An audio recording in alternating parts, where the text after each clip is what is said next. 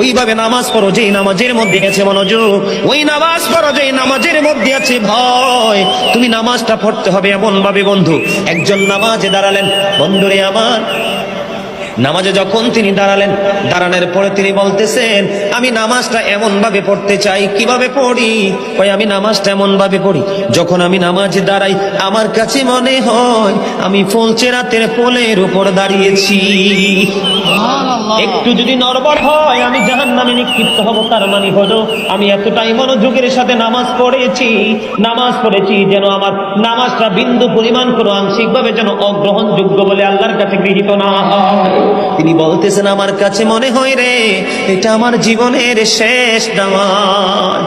আমি এতটা ভয়, এতটা আতঙ্ক নিয়ে, এতটা তাকওয়া নিয়ে নামাজ পড়ি, আমার কাছে মনে হয় আমার পিছনে যেন আজরাইল দাঁড়িয়ে আছে, ডানে বামে সালাম ফিরাতে দেরি রে, আমার কাছে মনে হয় আমার প্রাণ পাখিটা কেড়ে নিয়ে যাবে। আমি যখন নামাজে দাঁড়াই আমার কাছে মনে হয় আমি যেন বাইতুল্লাহর সামনে দাঁড়িয়ে আছি। আমার কাছে মনে হয় আমার ডান দিকে জান্নাত অবস্থিত, বাম দিকে আমার জাহান্নাম অবস্থিত। এমন তাকওয়া ভয় নিয়ে নামাজে দাঁড়াই, আর ওই নামাজের জন্যই রয়েছে বড় সফলতা। বলুন না সুবহানাল্লাহ।